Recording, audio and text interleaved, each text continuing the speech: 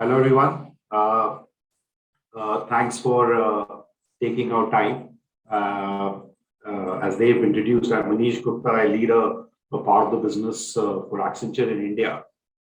And in the next 20 minutes, I think we want to deliberate on the point in terms of the thing we're talking about, the whole inclusion and diversity. I mean, I think it's a deep-rooted problem, which as a country or as a nation or as a humanity, we haven't addressed to the adequate. And it is one of those problems which if you don't address at this point of time, it will have large and very steep implications. So the good part is that the organizations or the country as a nation and everybody has taken a stand on it, right? And it gives me immense pleasure in order to be associated with a firm who are really in terms of driving the agenda at the forefront, right? And I just want to share some of our perspective in terms of how we are looking at it on this particular area. Yeah, and I mean, I in addition to my role, I also have a background of inclusion diversity lead for the India market unit, which I took this role around 1.5 years back. And the more I go and I'll share my learnings around it, that it's a far-fetching problem. While we have made a humongous impact and a change, but I think we are far from over. So let's get into that. If you move to the next slide, I mean, before we start, I think I just want to make one more comment in terms of we always talk about inclusion and diversity. I think let's understand these things in far more detail, right? For me, I am a firm believer that we need to have a very diverse workforce, right? And diversity is not just about gender; it's about all set of people, because the work environment is changing immensely, right? And what was working before the pandemic is very different. The channels are changing, the products are changing, the consumers are changing. So we need a very diverse thinking in order to envision what will be there in the future, right? And it will be all sex of people, all type of people, PWD, etc. But diversity will only drive growth if it is inclusive. So we have to understand these two things in a very relevant context, and unless they come together, it will not make a change. Right? With that, let's move on. See, essentially, if I talk about India, or if I talk about, I mean, we are a very diverse set, right? I mean, 48% of our population is actually women. But if you look at it, the working force is very limited. Right? What has also happened, that with pandemic, it has pushed up far behind with reference to the steps which was taken on the inclusion and diversity. And why do I say that, right? In terms of people were pushed below the poverty line. Our women were confined to the homes, and they have to take care of the family, right? And whoever were even trying to make a change and get into the workforce were severely impacted. The third point is that while there's a lot of attempt, there's a lot of things which have been spoken around in terms of what is being done. All the companies are talking about it, but eventually, when you go and talk to the grassroots level, what people actually want is very different what has been designed. Right? So it is very important to understand and not just introduce a policy, but make sure it is implementable as well. Right? And I'll talk about a little bit more in terms of what do I mean by that. Right? And then, I mean, based on a lot of research we have done, it's proven that where I mean, in one of the research we did in 2018 as well, as dated as that, which says that if she flourishes, the entire economy flourishes, right? So we'll talk about that in terms of in a little more detail. If we move on, so we talked about, the deep research which we have done in terms of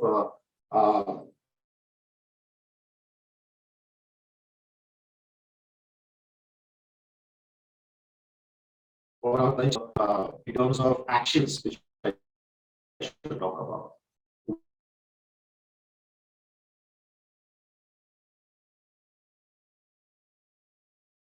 One, in terms of, when I say bold goals, because that it cannot be a qualitative target which we measure. We have to measure it like a bold and a business matrix, right? It should not be an HR matrix which is managed, that how many women do we have, how many diverse workforce we have, but really a bold business matrix, and we appraise the people based on this business matrix. So having a bold goal set ourselves, you will see as we talk about it, that Accenture has said 50% of our workforce will be right. We have said 30% of our leaders needs to be women. That's a bold target which we set ourselves, and then we are working towards it. Talk about comprehensive actions. So, once we set the target, what it would take to meet that action, right? Are there concrete actions which we are taking? Are we taking concrete actions which are essentially making an impact on the ground? The third part is that while we have a good goal, we have a vision, we have an action, but are we empowering the environment? Are we empowering the people who are in minority? And when they come and start working, they feel heard. They feel empowered that, okay, I'm comfortable in this environment and I can raise my voice and talk about it. So that's the third tower. The fourth is that giving a sense and making feel comfortable. It's fine to fail, right? We are all human beings. We all do mistakes. We will not win on the first time. And this is very native to the world we live in, right? Because unless we start, we learn to fail. And if we have a fear to fail, this will adversely impact our ability to do that.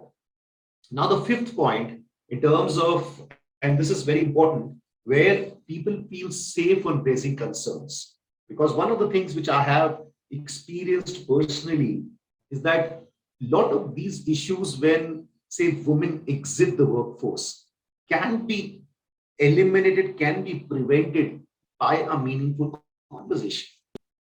But a lot of these things don't come on the table to have a conversation, because people, the women or the diverse workforce doesn't feel comfortable in coming across the table and having a conversation, right? I'll give you an example. There was a very senior woman leader who was in the consulting and doing pretty well for herself. And when the pressure on the family grows, when the children grows up, it was very difficult for her in order to match to the expectations which is required from consulting, because a lot of travel, extensive work hours, etc., etc. And she was deliberating in terms of, do I really have a career in consulting? And mind you, she liked consulting to do it, right? It was just a matter over the dinner conversation, and then we broached a topic, and she opened up and saying that I'm finding it difficult. I want to take a break for some time, and I want to reboot because this is where my heart lies. But at this point of time, probably for a year, I won't be able to do that. That's just tabling the problem, right? And after that, what we did as an organization, we said, okay, you have a specific skill set, a rich skill, you have contributed to the organization. Let me give you a role which essentially help you and provide in terms of meet with the expectations which you have and a family has for some time. And we transitioned her to an internal role for a span of time, which helped her, of course, in taking care of the personal aspect. But what it also does, since she was from consulting, she has outside perspective, she transformed the hell out of the internal process, and we become more efficient. So it's not only that we did a we did a favor for the resource. They actually transformed the organization, and we also got benefited. We actually promoted the employee while in the internal role, which is not heard of. And then at some point of time, now she's relaxing, things are working out, and then she's ready to go back to consulting. So it's very easy to do this, but it's important that people come to the table and have that conversation. And then should be enabled to build a better future world, right? In terms of, I talked about it, and I'll talk about also that inclusion and diversity is not about for the internal organization, but how we can work with the partner ecosystem. How can we work and encourage the women entrepreneurs? How can we leverage the entire capability which we have as an organization, humankind, for the wider change? So we'll talk about it. If you move to the next slide. Yeah, and this is very important because if you imagine, we have set a goal for ourselves, we have a comprehensive action plan, we empowered, but at the end of it, everything needs to be implemented at the grassroots level. And what does it mean to be implemented at the grassroots level? They need to have, we came up with the concept of culture makers. Basically, they are a part of the organization who are, first of all, at all levels. Right? They are between the people from themselves, because what I mentioned, that people should be very comfortable having the conversation. And then, so activating the people on the ground. So, I mean, what we did, we call them culture makers / or advocacy groups. So within the different parts of the organization, we choose people who are very passionate about this particular concept, right? And then they are the voice, as we call voice of the customer. They are the voice of the employees. They are voice of the what exactly what we're defining is making sense for them. Are they getting implemented? It's not only a jargon which we have made, but it is also getting implemented. And in some of the businesses which we believe are doing very well, and when we double clicked on it, we realized that it's not that green as it shows on the business matrix. What we went ahead in terms of solve those specific problems in order to get this going. And I am a strong believer that these culture makers make a lot of change, and they are men and women both. Because I want to establish, I mean, one of the wrong perceptions that this inclusion and diversity is a topic of HR. It's not a topic, it's a business matrix, because if you want to grow, and all the organizations which are diversifying in their business, they are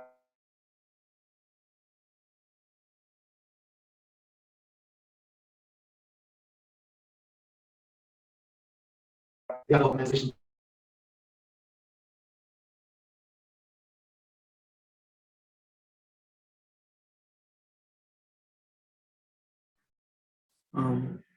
Manish, I think you are stuck. Your video is frozen.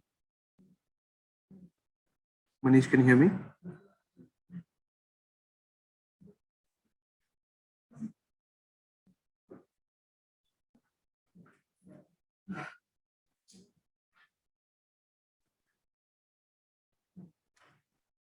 Hi, Manish.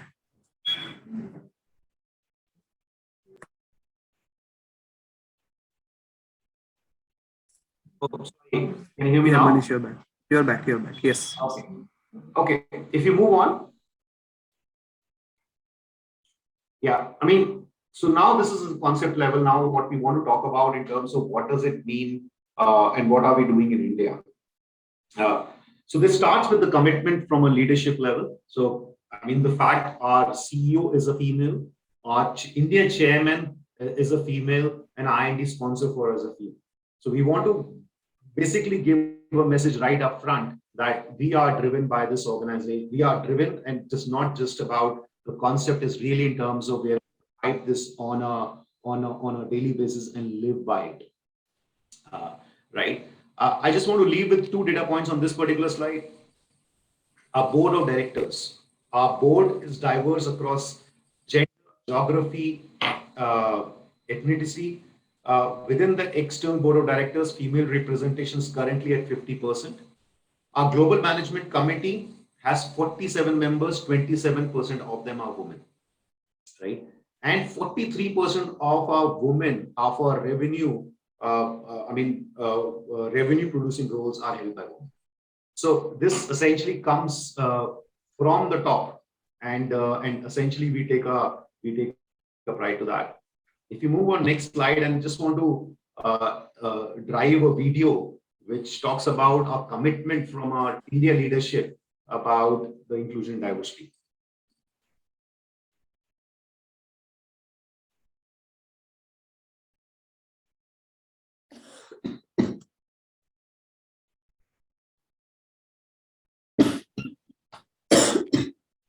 Cannot hear anything for some reason.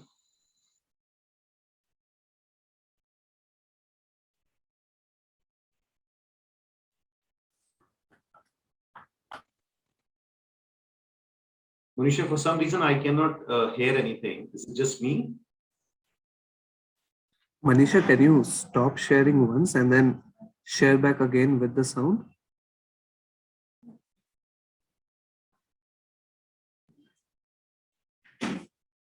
Manisha, can you hear me? Yes, I can. So Dev, sorry, what do you want the... Yeah, so you may at this point, please stop sharing your screen for once. And then when you share it back again, you just check the share with sound option. Okay. Yeah. Yeah, I'm just checking it 1 second. It was enabled, so I'm not sure why it's not working. Okay, I'm going to try again. Done. Okay.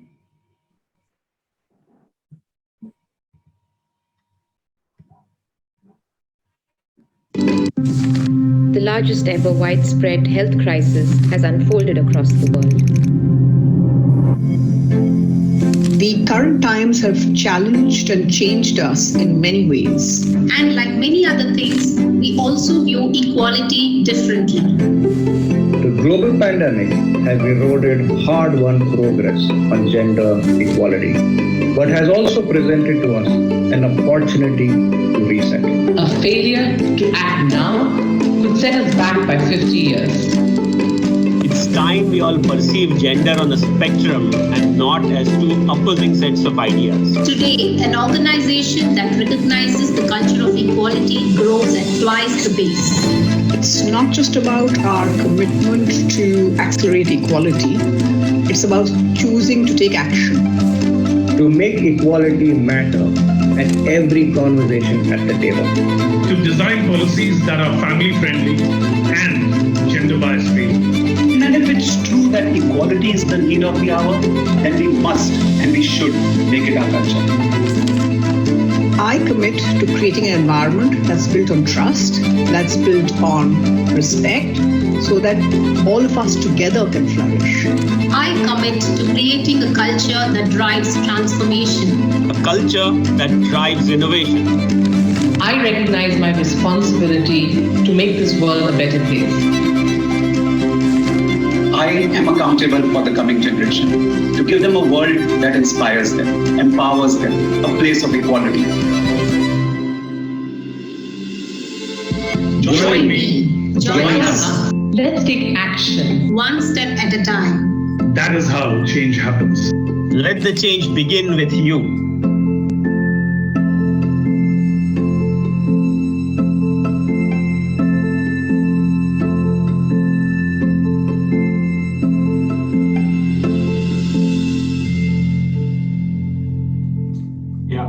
Thank you, Manisha. We move back to the slide. So, I mean, that's a commitment. See, basically, we changed our talent ambition, which in 2020 was about attracting the best talent, right? Now, what we have set ourselves for an ambition in 2025 is more about, are we worthy of best team? So we need to create a culture. We need to create an environment where people want to work for us and are we worthy for them. And as you could see the circle, in terms of the four priorities I talked about: bold leadership, comprehensive actions, empowering environment, and client partners. But what essentially is the problem because we are around 250,000 people in India. So our scale comes with a very different challenge. Also, with the scale is also the diverse set of work which we do. As Accenture, you would see we are into consulting, which is a different set of challenges for the diverse workforce. Then we do a lot of technology, new digital work, and then we have large workforce which does operations. So there's a very different challenge which emanates from a different this thing. And now I just want to take you through what we have done. If you move on.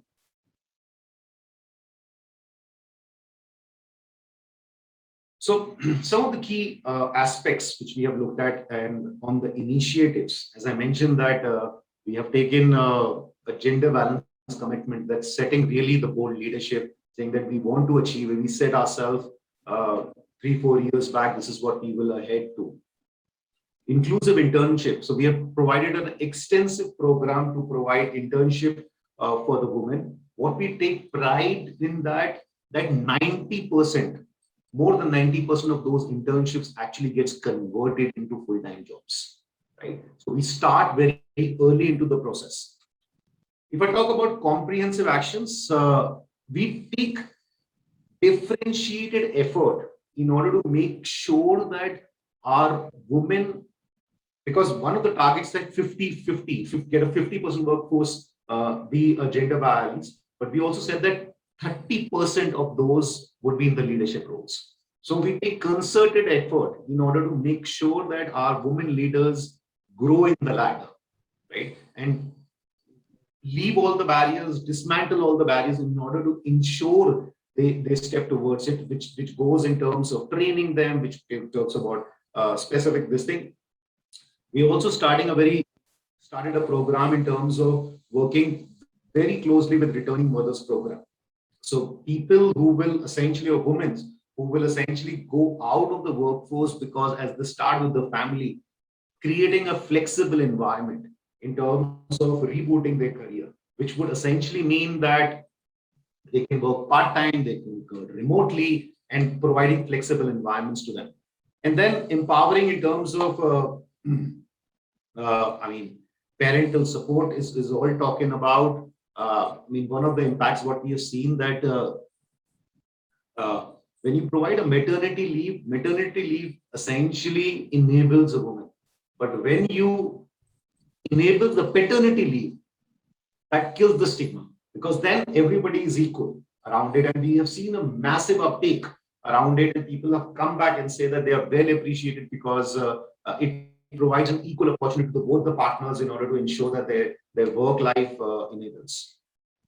If you move on, I'm just moving ahead slightly, the conscious of time.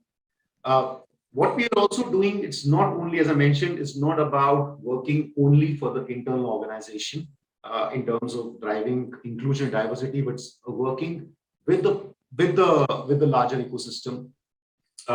So one of the programs I mentioned is working with the external entrepreneurs, women entrepreneurs, enabling them, registering them in terms of empowering them, providing funding to them so that they all flourish.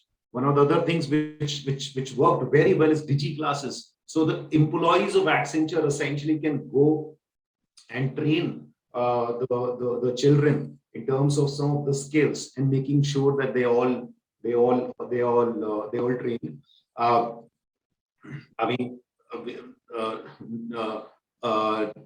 Nothing much to talk about, but the skills to succeed. We shell out a huge amount of money in order to ensuring that the women empowerment and things flourish. If you go on, I'll just take a second in order to. So while I'll talk about some of the numbers, but before that, the impact we are making, 50% of our promotions were women globally in 2021. So we've taken a concerted effort that our promotions are ensured that they are women who flourish into that. 100% of women in Accenture India workforce participated in at least one learning and development engagement. And 60% of our Indian women underwent at least one leadership program. So these are the concerted efforts which we are taking and what it entails into. These are the numbers. 45% of our workforce is gender diverse. 20%, 24% of our managing directors are women, and 49% of our new hires is also women. And as you could see in the chart in the green boxes, we are 250,000 people. And as you see that from FY10 to FY21, we have moved from 30% to 45%.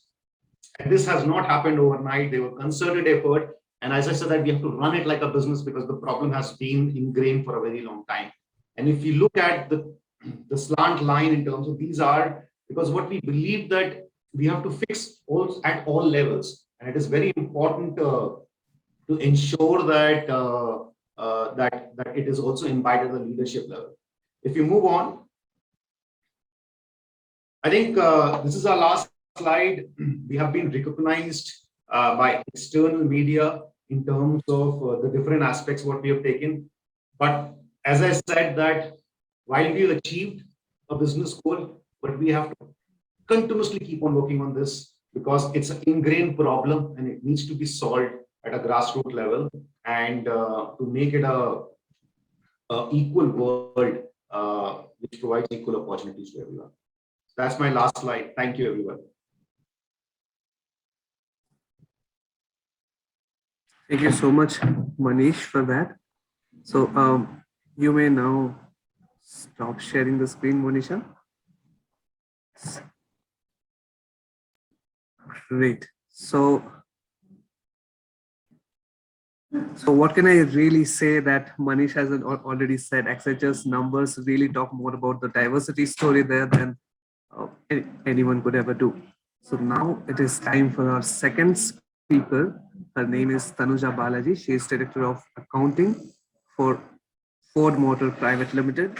Guys, quick reminder, the speaker will speak for 20 minutes in their and present their screen, and then if the presentation so allows, then for the next 10 minutes we can ask them questions. So do remember to send in your questions in the chat box here.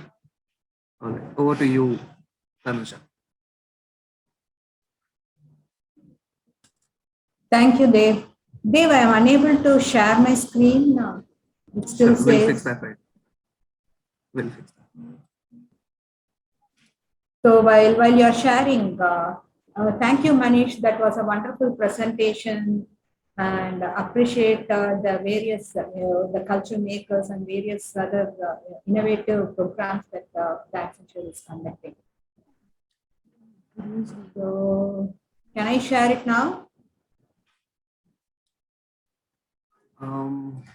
Yes, Thanuja, you can share it now. Before you share the screen, let me introduce you. Introduce her. Is my screen visible?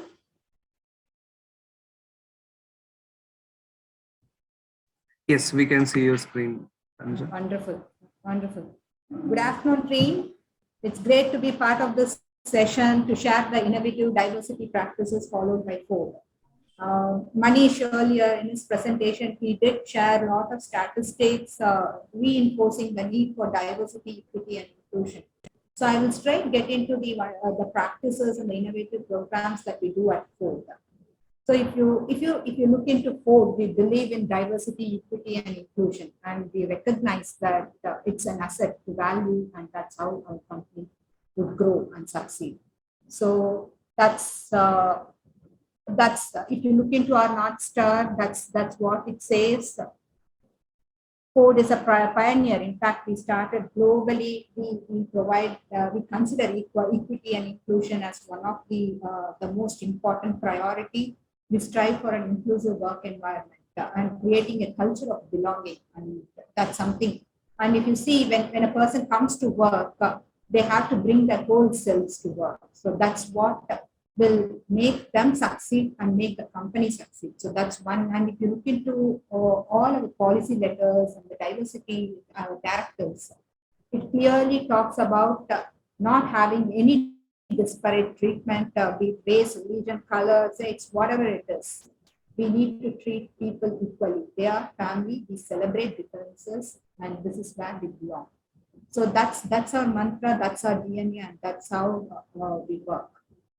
So moving on to the next slide, this talks about our diversity, equity, inclusion, strategic priorities. First and foremost, we as leaders should lead the way. We work with our leaders to create that strong connection and value. We leaders demonstrate and reinforce the care for each other. So that is one which makes employees believe and then work, and which enhances the employee's experience and it drives business results. The next comes the diverse workforce. So now we have set that tone. Now the diverse workforce, we have to attract, develop, retain them.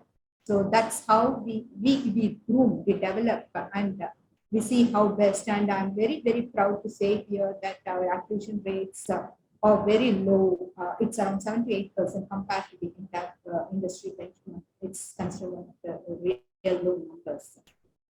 The last thing is the respectful and inclusive culture. So we embrace the tools, we create the culture where employees feel themselves. You need to, when an employee comes to work, they need to actually feel like I can belong, I can be part of this organization. That's where the strength lies. And for that, what needs to be done is what we would like to focus. Moving on to the next slide, this talks about that belonging, whatever I explained, the belonging is culture. And this is one of the important parameters which we measure. We internally have something called an anonymous survey, which we used to conduct on various things, on which this diversity DEI metric is one important thing. And the belongingness metrics is one thing that we would like to measure. And I'm happy to say the recent survey that was conducted scored 90%, which is one of the significant score, I should say. So how this is built, it's belongingness is the center, is the core.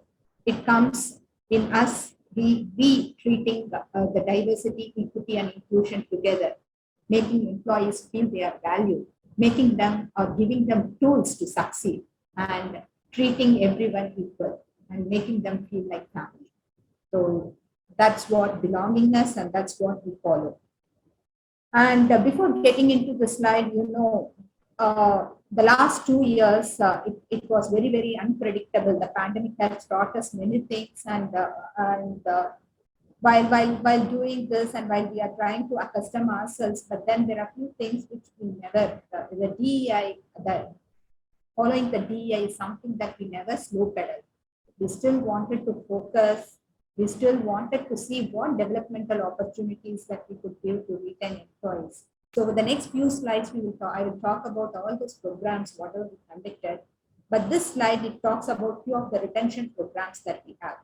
The first program, what I have listed here, it's called Insight. And this is for the supervisory level employees, where we support them to enhance their career. So this is for supervisory employees. The next slide talks about more on the new leaders, whoever are stepping into the leadership role, to groom them or to get them into the next level. And we also have a global program for women rights. And all these programs, what it says, it talks about the comprehensive way on supporting the women employees to unleash their strengths, to focus on building them, to enhance both the personal as well as the professional growth. It covers various topics apart from their leadership behaviors. It talks about the influencing skills, how you can brand yourself. For that, a classroom training, just that is not enough. Our leaders are committed to provide mentoring, coaching, and also to shadow our leaders. And apart from this, they also get the peer learning. So this is how the programs are designed, and it's a comprehensive 9 months, 12 months program that employees get an opportunity, the women employees get that opportunity to develop and showcase their leadership skills. This is for women, which talks about their career. But apart from that, we also drive a lot of other training programs, starting from unconscious bias. We all know, though we say that I'm not biased, but then there is something that we need to get over, the unconscious bias, the preferences that we have, and we always need to be mindful of it. Only if we remove that, the inclusion comes. So that's where we every employee in this organization is provided with this unconscious bias training. And next one is on the micro messaging. What's micro messaging and how the subtle power to understand the micro messages and the impact it creates on others. So that's another program. And I don't want to go through all this, but then these are all various programs that we conduct. And one last thing I would like to highlight is celebrating male allies. You know, we all want our male colleagues to act as allies, to act as advocates. Only when we all work together, only we recognize the strengths, that's when we all collectively grow. So this celebrating male allies, we create the awareness, and then we celebrate the male employees who actually demonstrate that. And then we share their stories to create more such allies and support towards diversity. So next, let's talk about the hiring. So we have various hiring programs that are conducted for the next gen employees to get the right talent, like post-college graduates, launch program, internships, a lot of such programs. But a couple of points I would like to highlight in this slide. One is Ford is always an equal opportunity employer. So to ensure that there is no bias while recruiting, we blind screen. We have introduced blind screening system where when a supervisor is screening a profile, he will not know whether he or she or what. We just go by talent. So that is one thing that we have introduced. The next thing is reimagine. So this is an opportunity provided to women employees who have taken a break in their career and who want to return. So this program acts as a launch pad, and we are able to recruit, and I'm very proud to say that we are able to recruit a lot of women who took a break in their career, who really wanted to now flourish in their career, and we have lightened up their career ambitions. So that's about this slide. So moving on to the next, okay, this is on well-being. As the saying goes, health is the state of the body, but then wellness is the state of our mind. So we believe in holistic well-being. So for our employees, in fact, this is for all our employees. So we target on the physical wellness, where health and fitness programs are organized, emotional wellness, where we aim to relieve their mental health issues, and then the financial or the social wellness is ensured to offer guidance on their financial health with various sessions on their IT returns or whatever. We try to support them, and the overall social wellness on that foster the healthy and lasting relationships. So this is something very, very comprehensive. This has helped our employees to get over, and we also have a tie-up with an organization to provide such emotional wellness program. Now coming specific to women. So we conduct a lot of sessions where, see, there are not many will open up on the health issues, but then such sessions and also organizing some listening sessions, it helps them to understand the importance that they need to give and then to take care of their health. And one thing that this pandemic has taught all of us is that health is the one of the foremost thing that we need to take care of.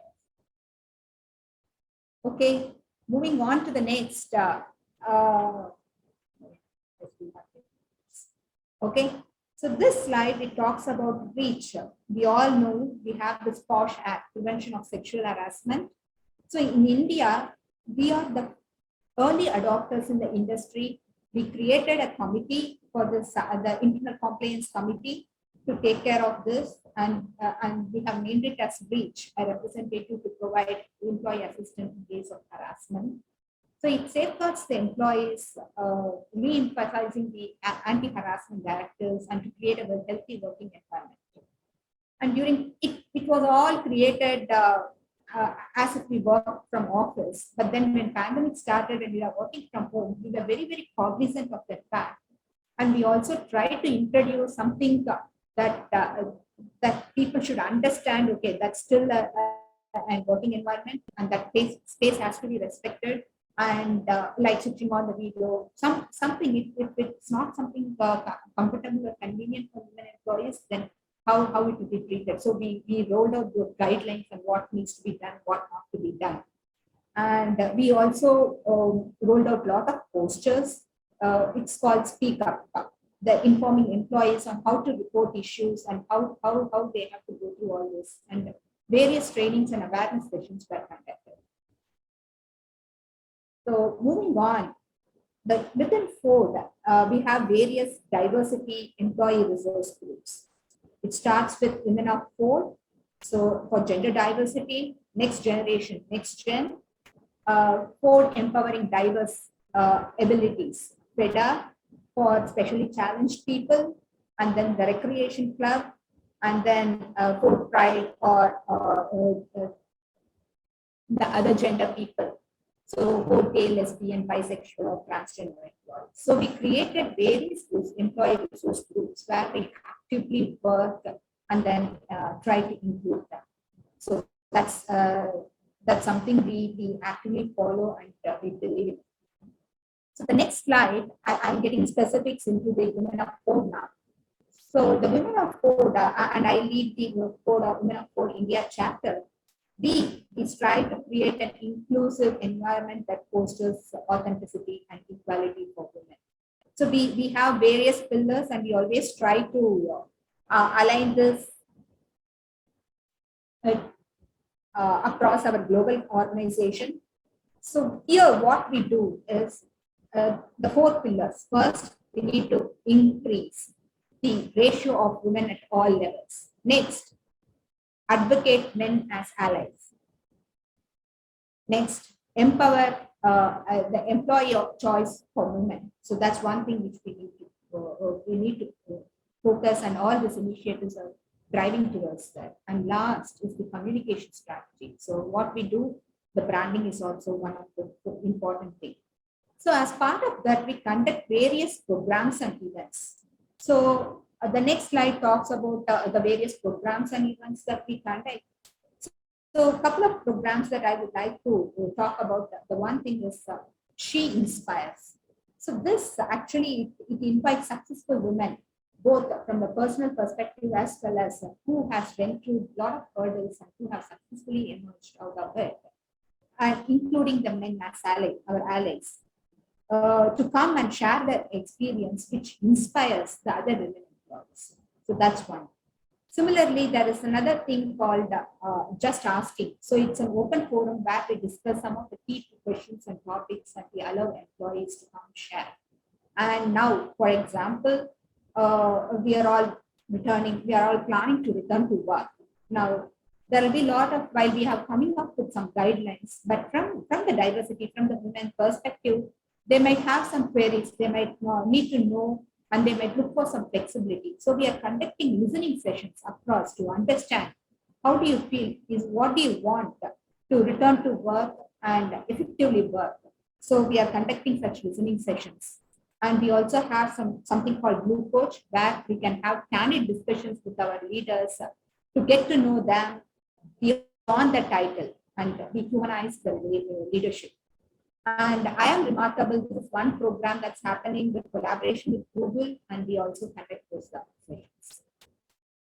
And let's talk about the infrastructure.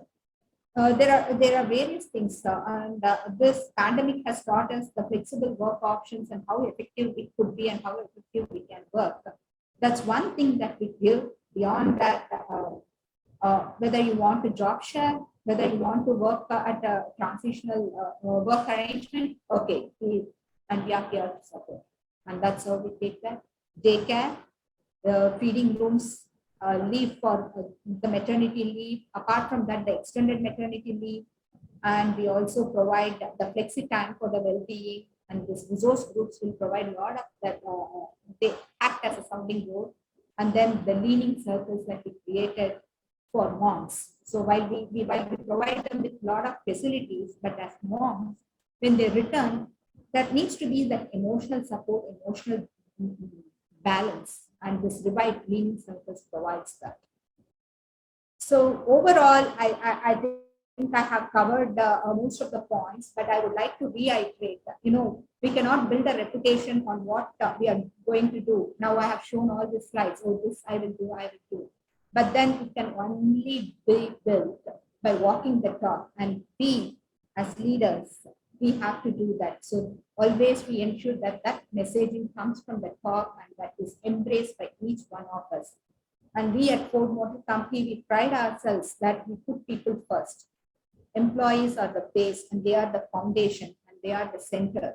And diversity is something that we need to embrace. That's something we continuously do with all the initiatives and the empowerment and the strengthening that we provide to the women talent within India. So with that, I will pause and I can take any questions. Thank you. Thanks a lot, Thanuja. So blind screening candidates based on their career skills, holistic well-being of peers, men as allies, empowered choice of women, communication strategies. I mean, I'm sure Ford is doing enough and more in terms of their diversity and inclusion program. That was such a well-made set. Thank you so much. So we will quickly check how many questions we have. We do seem to have a couple of questions. The first question comes to us from Srinidhi.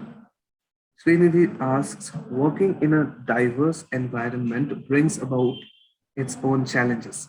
How do diversity programs solve these challenges? Thanks, Srinidhi. Yeah, see, we all had to work together. So that's something given. It would bring in challenges, be it as women, but then the policies, first and foremost thing, what I would say is the awareness. We have to first understand, recognize that, okay, that this is something that's going to happen and appreciate that. Next, you have to sound that off. We as an organization, we create all this, right? We create employee resource groups, we conduct listening sessions, we say our policies and guidelines are gender neutral, we have reach committee. So all these are there. How were all these created? We give fresh, we will provide all that. How are we doing that?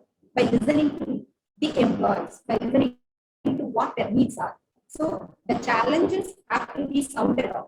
So once you sound off, the organization will be receptive. And when we are all so very committed, in fact, every leader has this as the diversity objective. When we are all so committed, we will find a way.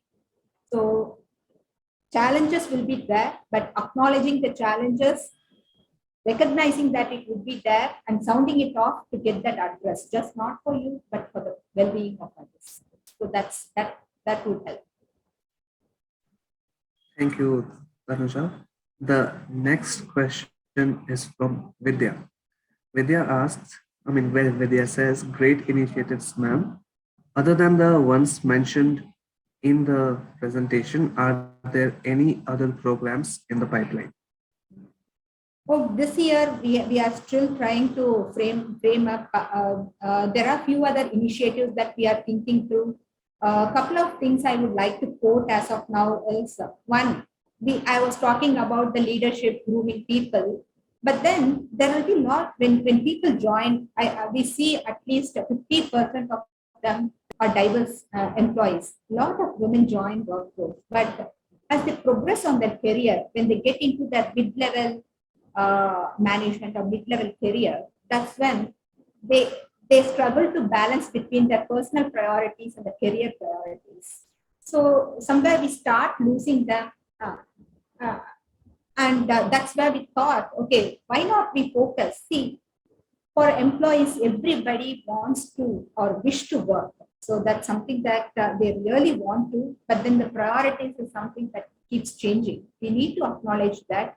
But we need to take the decision with absolute clarity. It's not like, oh, I am overwhelmed with my personal activities, so I have to take a break.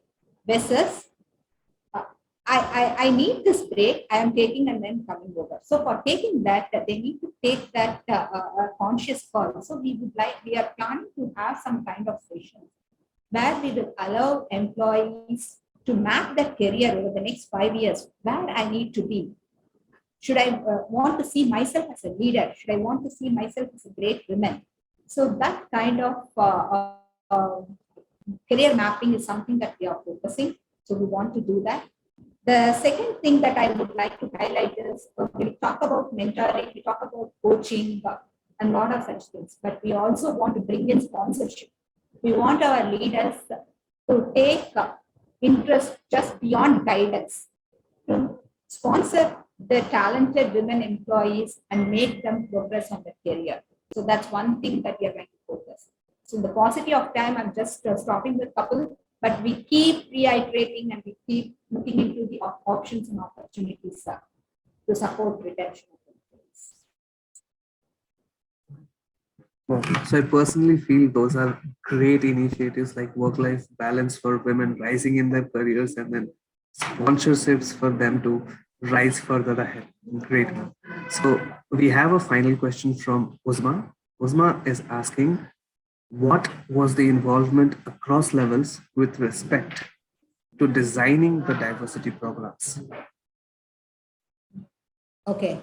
I don't know what involvement across levels, but then like what I said, we have a strong resource group. So where we invite employees from various grades from across levels to participate. Though we have a champion and leads and co-leads, the committee will be a diverse committee where people get together and who share a common thread, which is called improving the gender diversity, improving and retaining them. So we come up with programs, and each program we look for volunteers who can take that, drive that, and do that. See, when it's not like from the top, I have designed this program, go roll this out. That's not going to work. When we do, there needs to be an empowerment. So it has to, the wash come from the bottom. So the needs have to be coming from the bottom where they need to raise. And then the top will support that.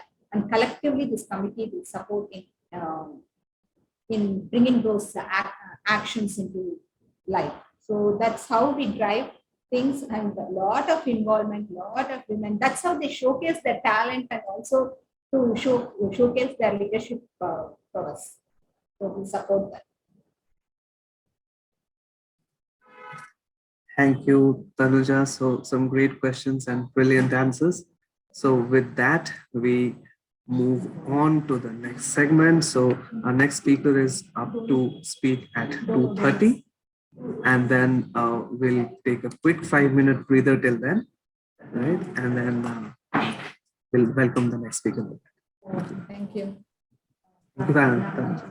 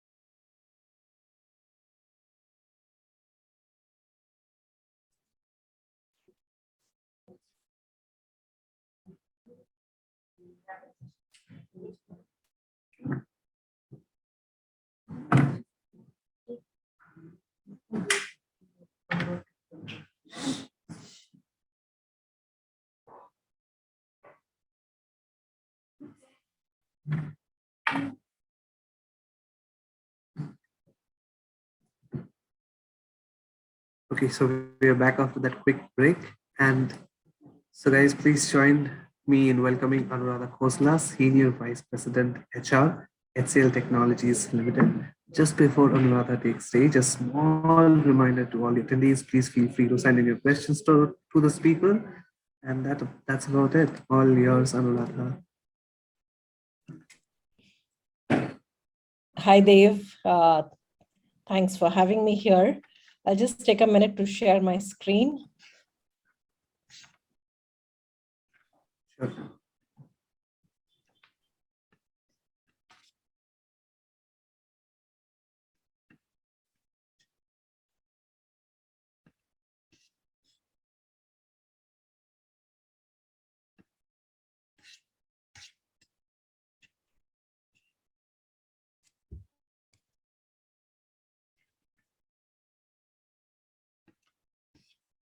I hope my screen is visible.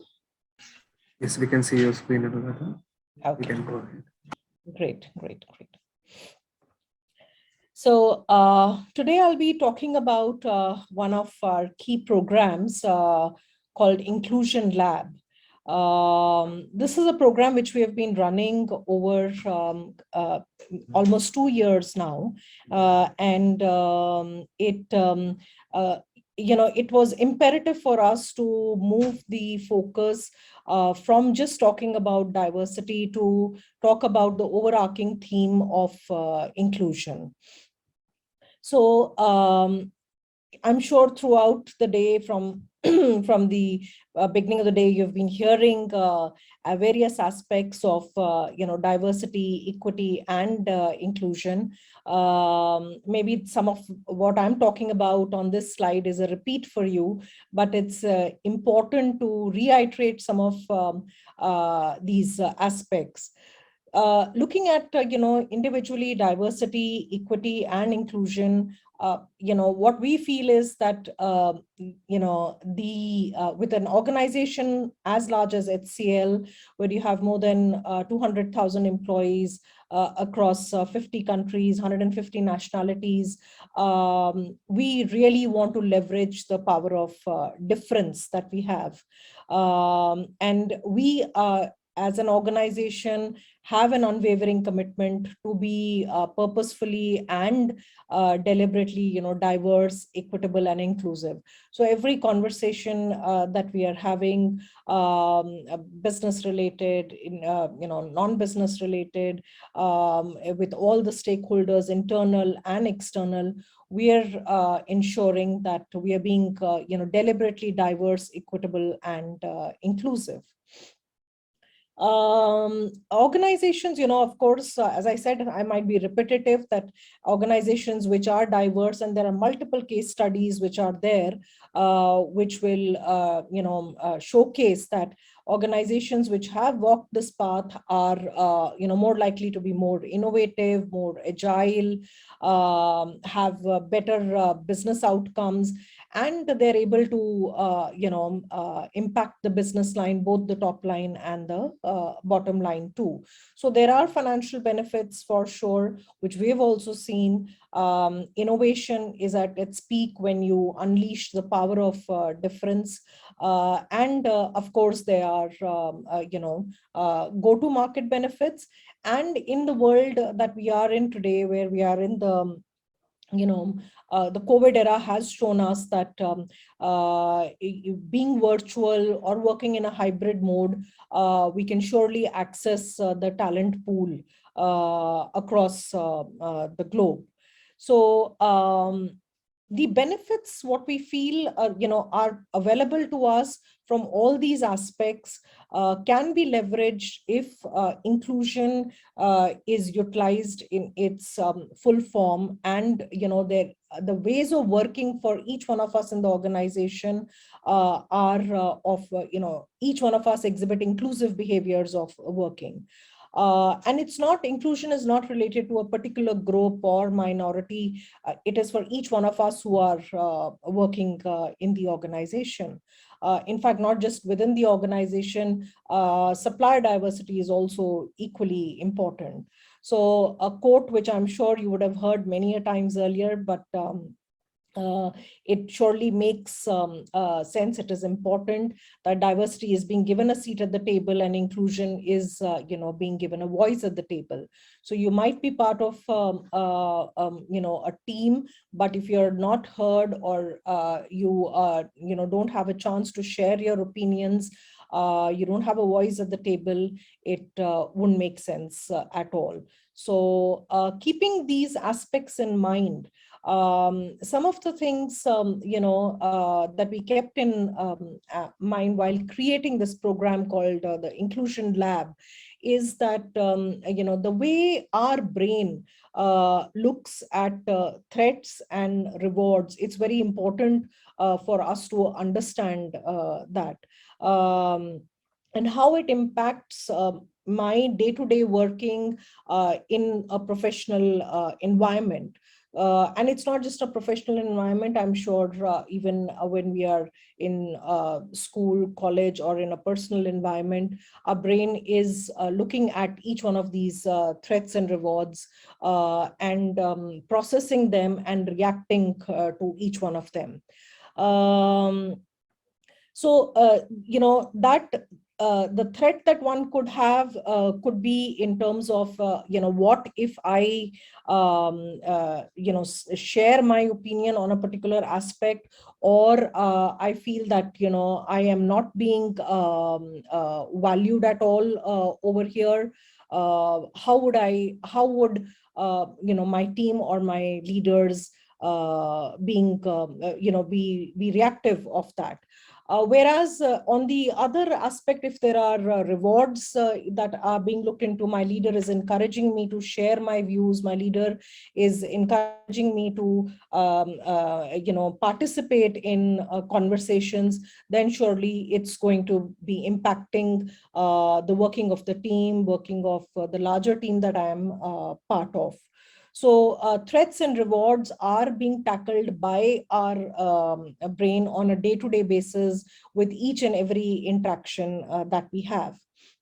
So maybe you're an individual contributor, maybe you are a team leader, maybe you are a senior level leader in the organization. Please think through this, that every conversation that you're having is surely creating an impact on that individual, which in turn is going to impact the productivity for that individual, productivity of the team, as well as the organization. So, if we keep a scientific view of this in mind, and then we talk about what could be, the benefits that one sees. So before I go to the benefits, I would like to focus on some of the aspects which are there in the inner circle. And I heard the previous speaker also talk about the first one, being well-being. Any threat that I'm foreseeing in my day-to-day interactions in the organization or in my day-to-day work is surely things which are impacting my well-being. I'm taking it back to my personal space also. It is impacting the interactions that I'm having with my peers, with my co-workers, and of course, impacting my productivity. The other aspect, which is important is that it's impacting my intelligent thought and reasoning, which I'm bringing to the forefront to my work on a daily basis. But if I continuously keep seeing threats, it is surely impacting the way I think through the tasks which I'm supposed to be working on, or the goals that I am assigned, and the tasks and goals that I'm working on. So I'm not able to think through step by step. I'm not able to apply the reasoning capability that I have because the threats are coming to the forefront at every point of time. Similarly, in terms of the self-care and self-improvement, we say that, it's important for us to take the feedback, work on that feedback, the way that feedback is shared with me, how, if I'm not seeing that as a threat, I'm surely, looking at how I could improve myself as a professional in this working space. I would take care of myself, be it, my health or anything. For example, say, if you are asked to drink something which is maybe some kind of a vegetable juice, mix of multiple vegetables, which doesn't taste that good, but because you know that this is not a threat, it is going to give you rewards in terms of a better health index for yourself, you will surely drink that juice which has been which is there right there in front of you. But if you see it as a threat, you would not be bothered about self-care and self-improvement. So similarly, for any feedback that is being given to you, you would view it in the same manner. Then moving to the next aspect, which is the pro-social behavior, you would tend to go into your cocoon. You would tend to not interact much with other peers or stakeholders within the organization, because you're not just in the right frame of mind. Every conversation that is happening with you is making you feel not respected, not valued, and you don't see a sense of purpose. So therefore you would be on the back foot, and you would socialize less. If on the other hand there is a higher inclusion element in the environment that you're working in, you would have intelligent conversations, you would with your peers, with your stakeholders, there is knowledge sharing that would take place, and you would want to contribute more, learn more too. The last aspect is in terms of self-regulation, which I link it back to the self-care and the self-improvement part of it.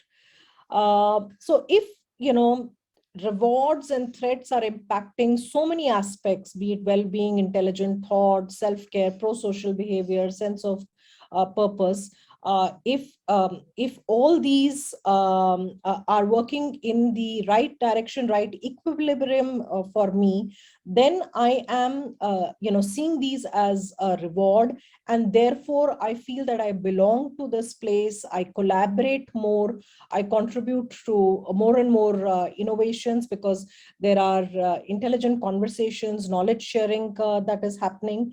It is helping me and my team and the organization perform better, and increased problem solving abilities that I have, and in turn, of course, the better financial results. So the way we saw it was that it's good for us to look at the science of inclusion and the benefits of inclusion before getting into constructing what we called as an inclusion lab to measure the inclusion index or the inclusion quotient. And once we understood both the rewards, threats, the impacts from an individual perspective, from an organization perspective, we went to delving a little more deeper into this and looked at what are the key habits that I need to inculcate in each individual in the organization, so that there are, inclusion is driven across the organization. We are committed to inclusion, and we can then proudly say that the organization is an inclusive workplace. So, rather than talking at from an overarching view of inclusive workplace, we wanted to see that break into specific aspects in terms of the drivers. We want to create more connectedness. I did talk about belongingness in my previous previous slides also. I did talk about equity. I talked about self-respect, value, and being convinced about this, that, you know, focusing on all these aspects is important. And at the end, what you're trying to create is you're trying to create self-reliance. And these are, each individual, if the individual is self-reliant, is bringing their best self to the work front, you're creating self-reliant achievers, and you're able to ensure that not only is that team achieving, but overall the organization is also achieving the goals that set for themselves. So we worked backwards on this, and we looked at some of the habits that one needs to inculcate in our daily life, in day-to-day interactions, to ensure that by just saying that, hey, leaders, you need to be more inclusive, it doesn't help. We wanted to make it more specific. We wanted to tell the leader, not just the leaders, of course, it has to start from the top, but it has to, trickle down to each individual. It was important for us to talk about the habits, talk about it from the perspective of what to do more and what to do less. So, if you talk about, say, the first habit in terms of, being warm and curious, that itself is important, because when I'm having a conversation with my team or with my peers, and I don't, there's no warmth, there's no curiosity, there is no active listening which is happening, I will surely get put off, and I wouldn't want to continue in that conversation, or I just cut off from that conversation. So it's important to bring out these softer aspects, these nitty-gritties for each employee in the organization, that small things like this make a big difference. And if you are not actively including, you are accidentally excluding. So you've got to be actively including in each interaction that you're having.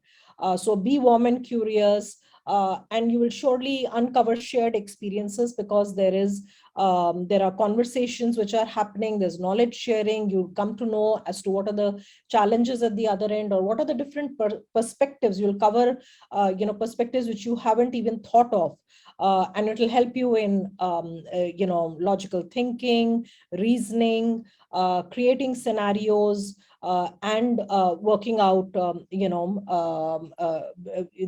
plan A, plan B, what is the way forward look like, and help you to develop shared goals. So, this is all about connectedness, being warm and curious, uncover shared experiences, and develop shared goals. And when goals are developed in a collaborative manner, we are all connected to those goals. You all know that what the end result would be. Then talking about the other aspect of inclusion drivers, which is being valued and seeing an equal opportunity for everyone in the organization.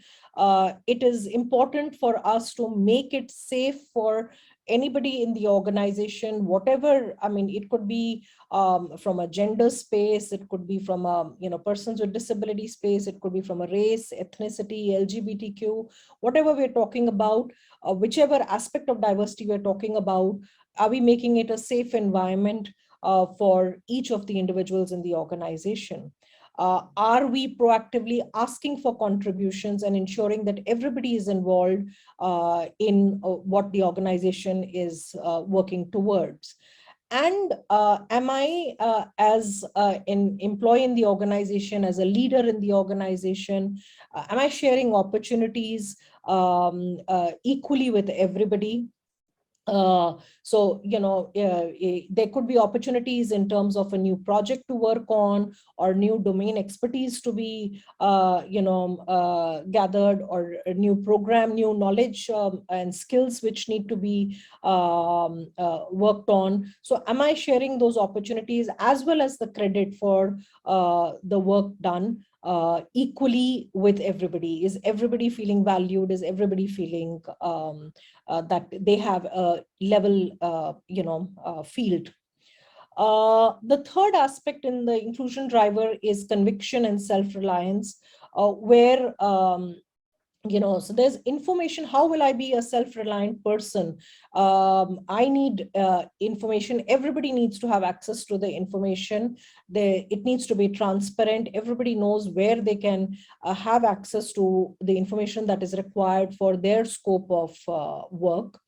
I'm also ensuring that every decision that I'm taking or I'm wanting to take, I explain the reasoning behind that. I explain the choices and the logic behind that, and I'm open to listening and take feedback.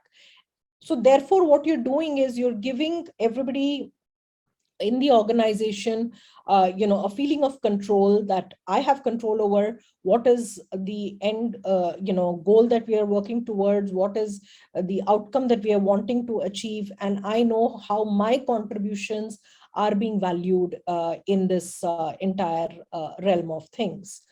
So which sums up over here on what you see on the right hand side of the slide, in terms of you bring your authentic self, you feel you're valued, you're treated equally with respect, you can safely express your opinions, and you're empowered to take decisions, and you grow and do your best in the organization. So with this in mind, we created this inclusion lab concept, and we strongly believe that it has to start from the top. So it was important to build an inclusive leadership, highlight that inclusive leadership is a core pillar for our inclusion strategy. We created a compelling narrative as to why exhibiting inclusive leadership skills is critical to what we want to achieve as an organization.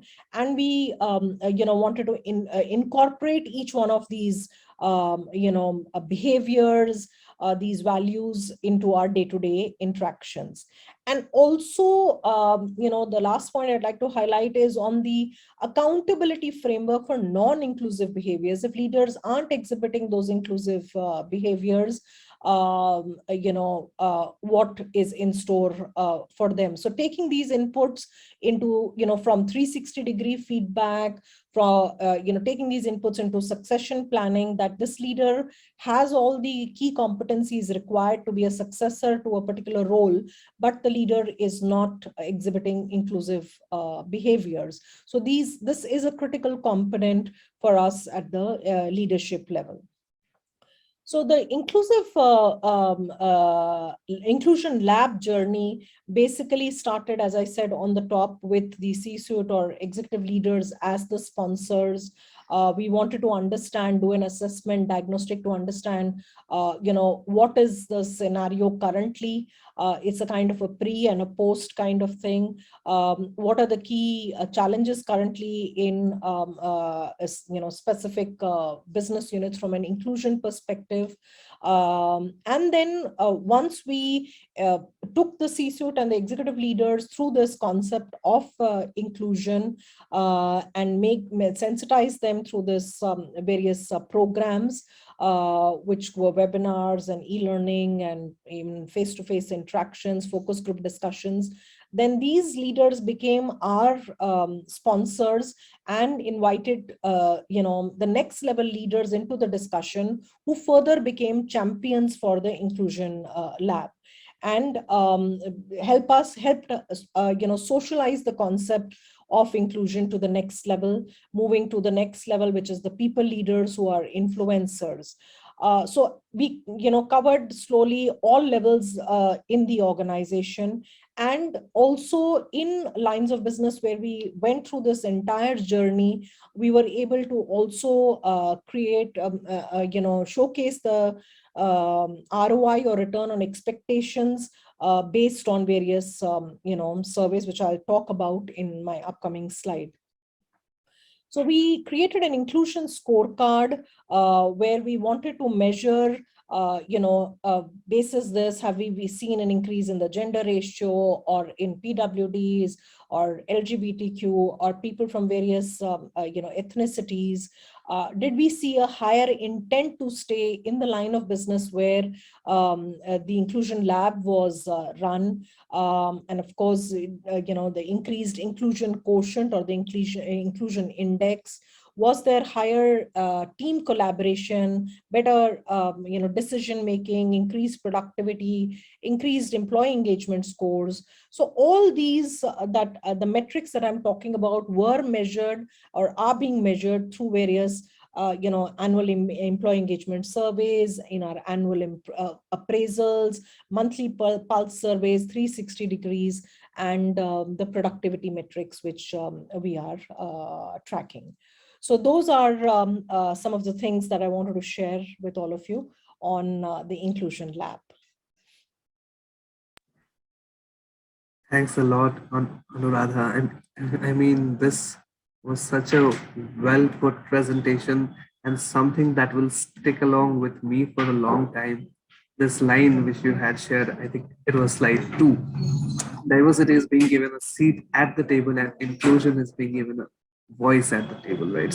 So many times, since these words are clustered together, we tend to believe they are just one and the same, and yet they are so different. So I think we have enough time to take a few questions from here. So we'll go ahead and do just that. Right. The first question comes to us from Aruna. Aruna, I think she is referring to some bias, right? So some workplace bias, I believe. Did you encounter any such bias in your career and how did you handle it? Well, in fact, there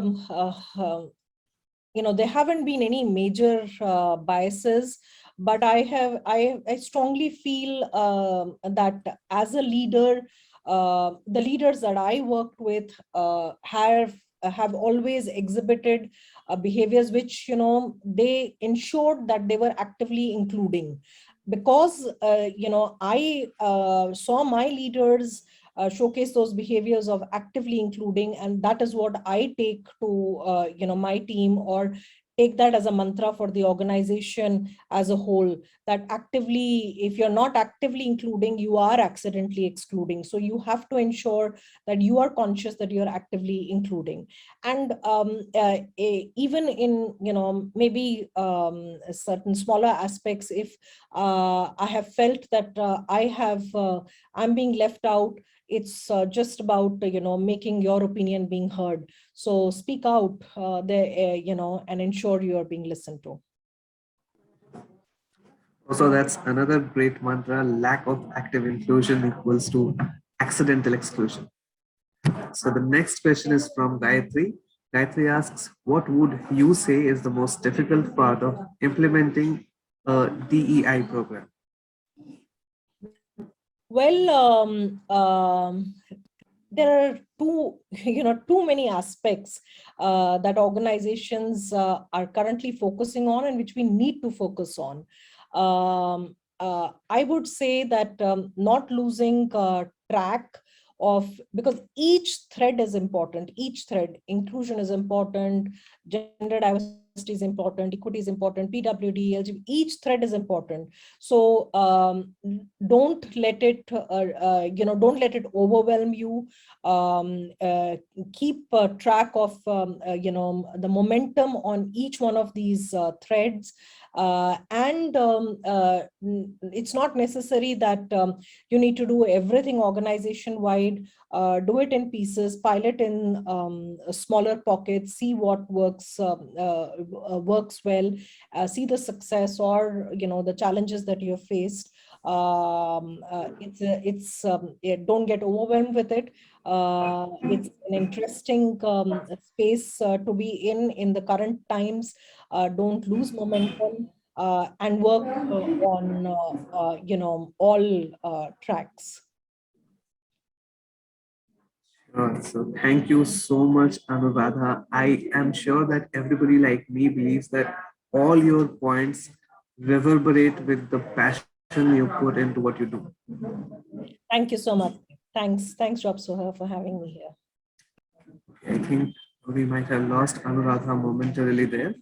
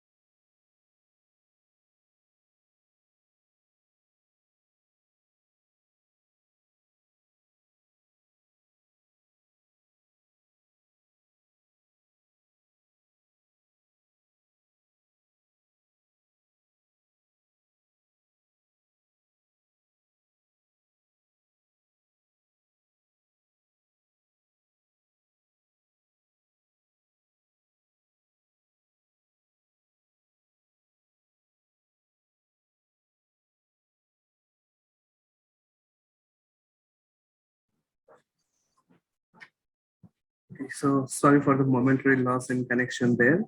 We'll march right on. And before we do anything else, big reminder time, everybody, the diversity awards are up at 4:30 p.m. I'm sure all of you are just as excited as me to find out who the various winners are in each category. With that, next up we have Pallavi Banerjee, Capability and DEI Lead at PepsiCo India Holdings Private Limited. Please keep posting your questions on diversity programs or anything related to diversity in general in the chat box. Over to you, Pallavi.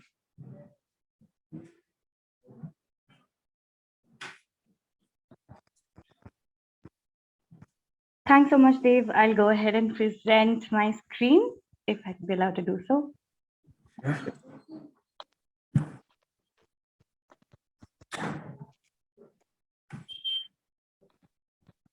Okay, before I get started, good afternoon, everyone, and I'm absolutely honored to, in fact, present in this forum some fantastic practices that have been shared, such great work, and it's been a great learning opportunity for me.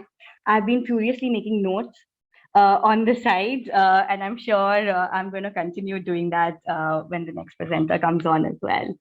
So today is really about talking on some of the diversity, equity and inclusion programs that PepsiCo India has had.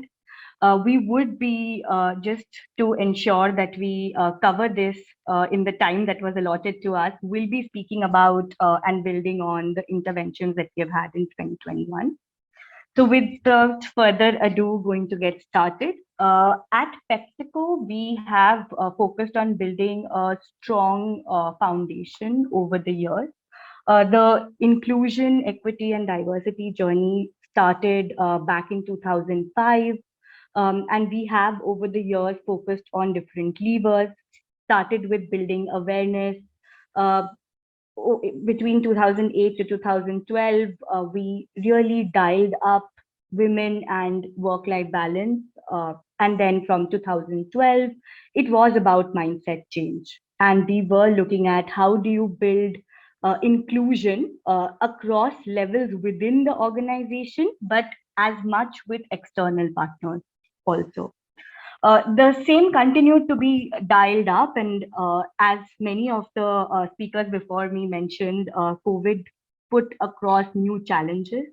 Dialing up and focusing on various levers of inclusion was key in 2020. And then in 2021, we really looked at how do we look at gender inclusion and expanding that across our allies, across our partners, and across the community. So that's really been the PepsiCo India journey. For us in 2021, it was a tale of two cities.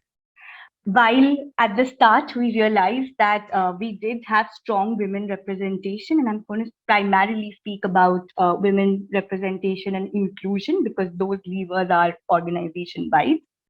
So we realized that we have strong women representation in mid to senior levels coming from the body of work that had gone by in the past year. And yet we realized that there was a need to enable women to thrive in leadership roles and also boost women representation at frontline. And with that, we actually set some bold targets for ourselves. The first was 50% gender balance across our senior leadership roles by 2025. And given the fact that it's a big goal for us to have, we have a huge population of that works in sales and supply chain. Doing this rigorously, meaningfully, and in a deliberate manner is going to be key if we want to make this happen.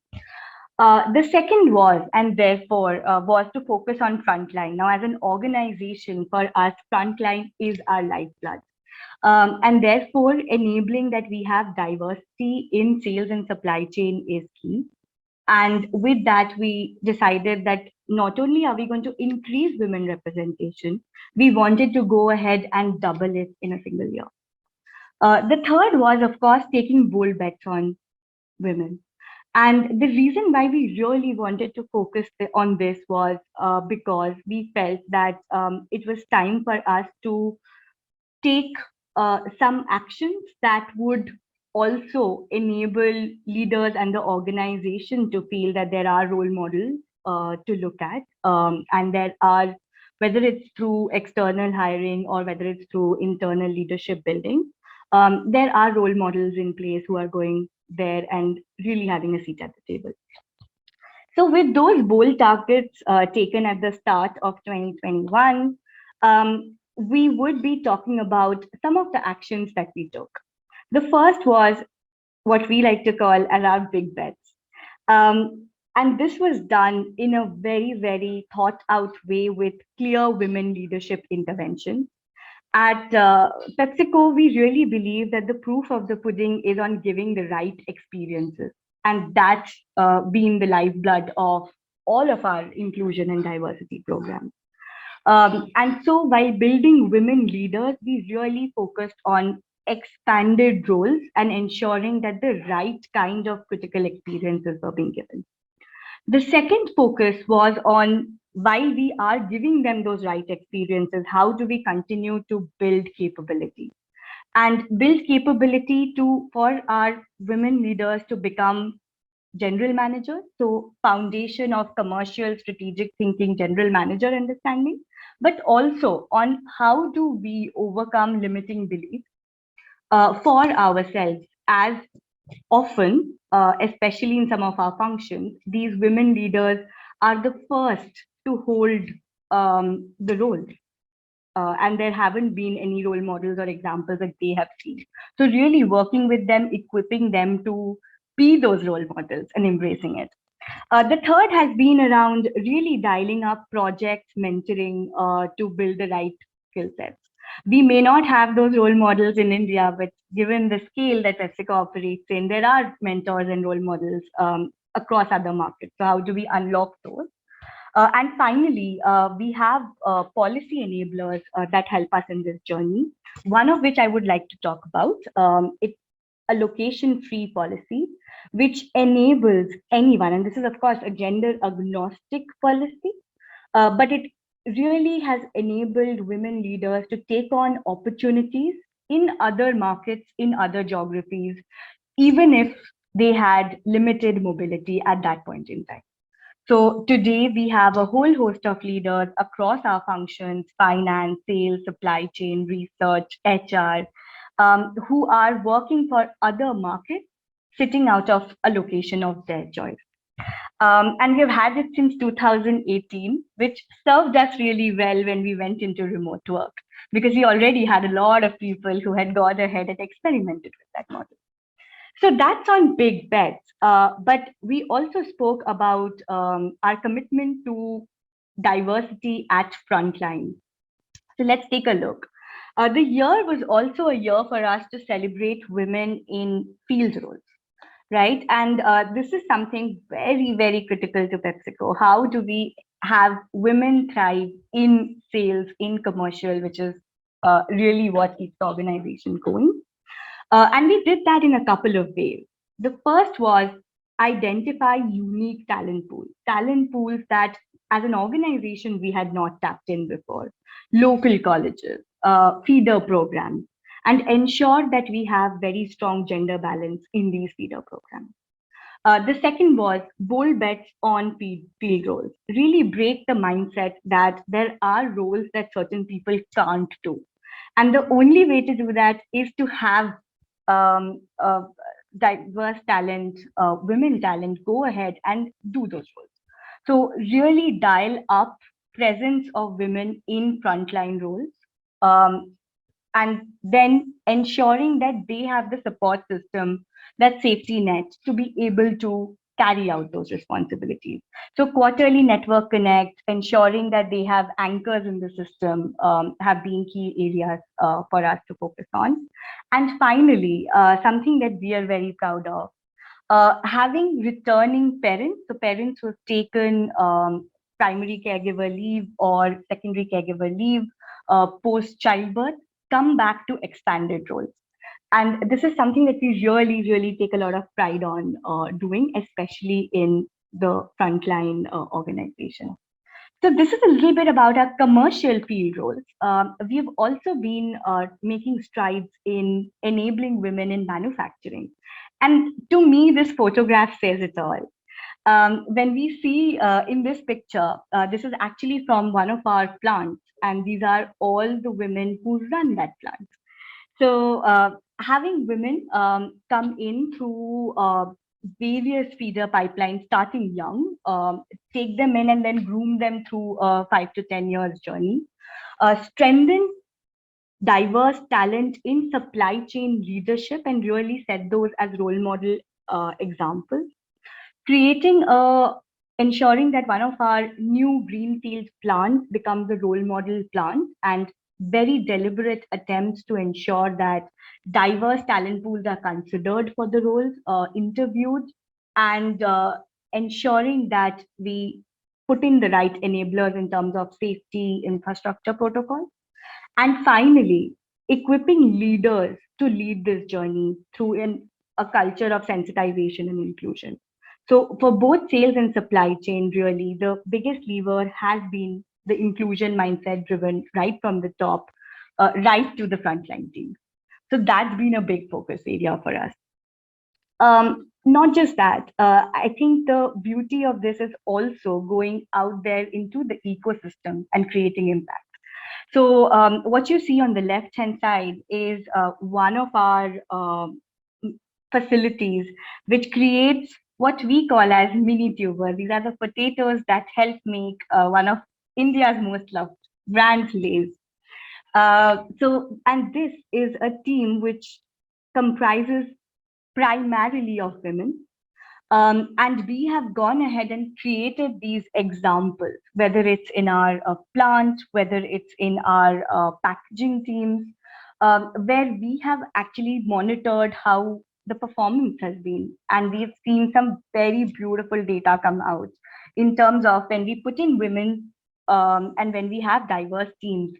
There are clear examples in supply chain of those diverse teams outperforming other teams. So that's been a key focus area for us as well. And of course, giving back to the community.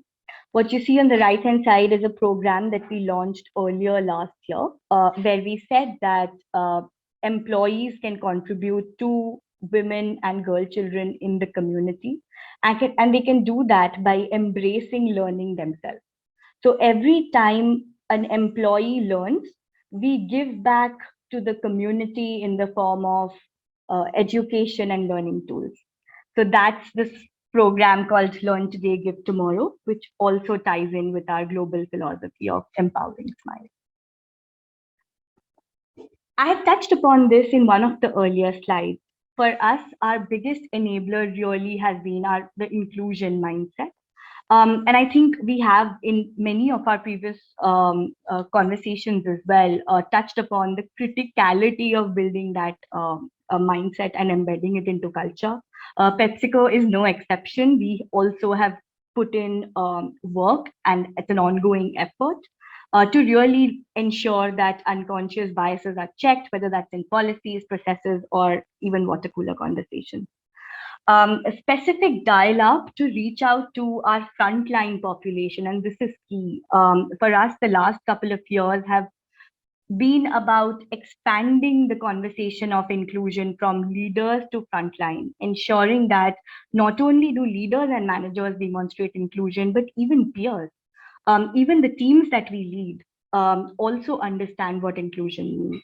And of course, this is driven by leadership and it does not get communicated by a central mandate. It's driven by each function leadership as we move along.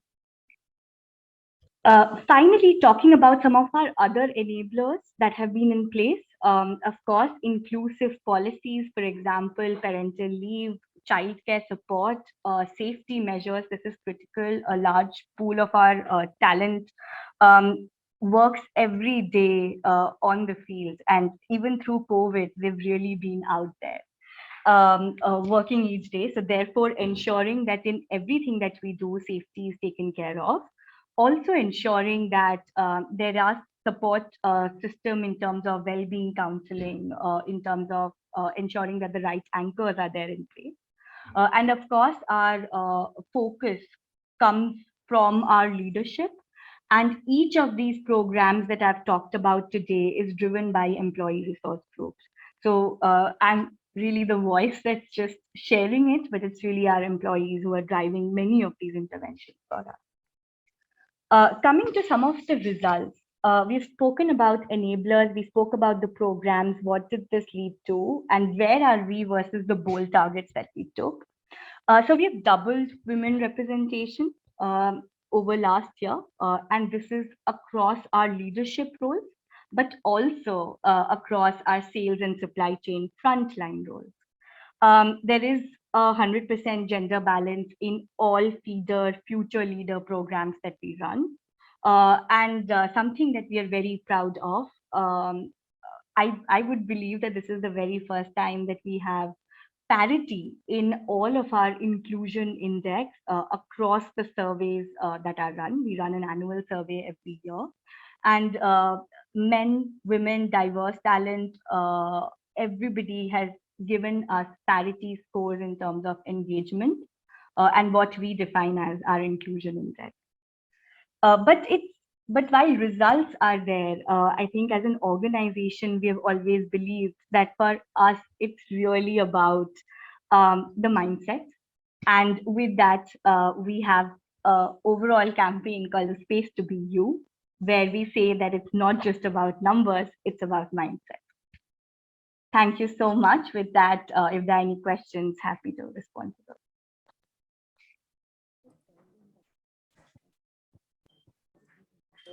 Wow, what an insight into the diversity programs. Some great points there, Pallavi. 50% gender balance by 2025 at senior leadership roles. Now, my personal view is that the merit of diversity programs is in how ambitious the goals are. which is why your very next slide was called Big Bets. And when an organization like PepsiCo sends a message out so loudly, I'm sure it's an inspiration for everybody, right? So I think we have a lot of time left for questions, where we will go straight into those. All right, so a question coming in from Kirat. Do you think it's essential for gender sensitization programs to involve men and women, and why? Great question. Thank you. Absolutely. I think gender sensitization has been a focus area for PepsiCo, and I think our first gender sensitization program happened and in a very gender agnostic fashion for men and women in 2013. That's when the journey for us had started on gender sensitization. Two things that I would like to add. One, it needs to happen for everybody, irrespective of gender, but also irrespective of level. It becomes very common to believe that, hey, let's have our leaders go through a workshop, or let's have our people managers go through a workshop. But we have really seen merits that when we cascade this across levels, have frontline teams go through it. And now, to be honest, PepsiCo is actually encouraging our partners, our distributors, to go through gender intelligence programs. That's where we really start seeing change and impact happen on ground. So I would completely agree that it's required across gender, but I would say it's required across the ecosystem and across levels. Great. So gender sensitization programs for partners and distributors, I believe that's a point some of us would like to note down in our books as well too. The next question is from Amina. Amina asks, how do you ensure buy-in from male employees when creating a D&I program? Absolutely. I think that's a great question, and that's a perennial question, right? So completely agree. I don't think it's simple, but the beauty of it comes in when it's employee-led. And for us, a lot of the inclusion and diversity conversations have really been employee-led. So Amina, 2 or 3 things that we have done which have worked very well. The first is that if it's embedded in the culture, in the values, in the tenets, that's where it starts from, because then it aligns and applies to everybody. That's the first. The second is that we need to ensure that inclusion and diversity doesn't get looked at only across for leadership or across only for HR. It needs to be something where we have employees leading it. That's the second. And the third would be that involve people to make them create that buy-in.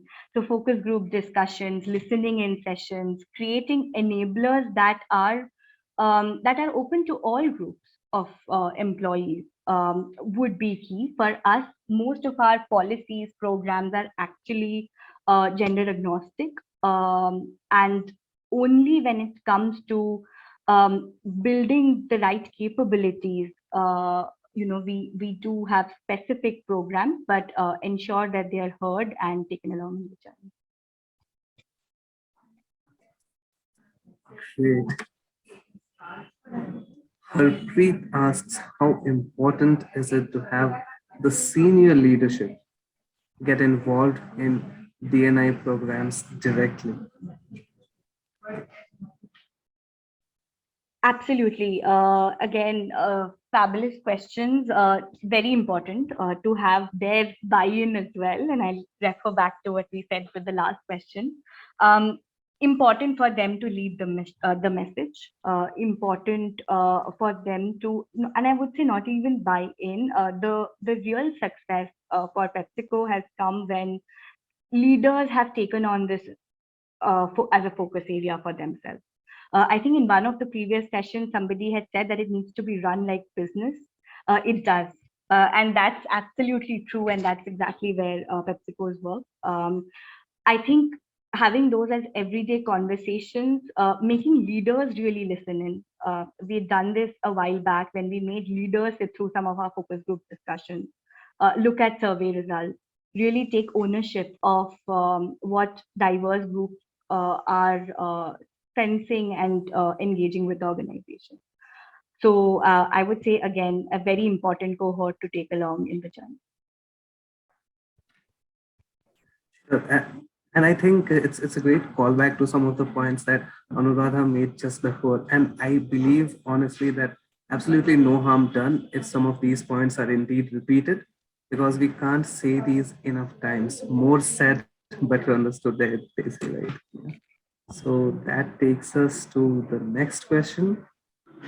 How do you measure the impact of your D&I program? Asks Anmol. Great, thanks, Anmol.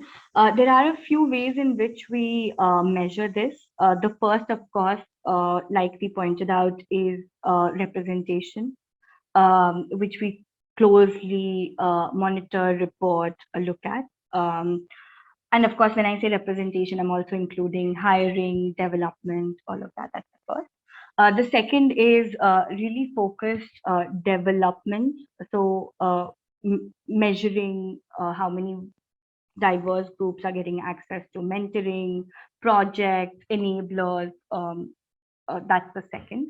The third is inclusion index, and I just maybe double click on that. It's something that we measure through our annual survey.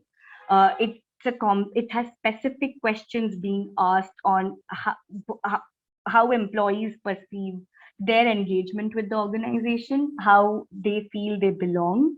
Do they feel that from, they're fully included, they can be their authentic self? These are questions built into the survey itself, and that gives us overall inclusion index.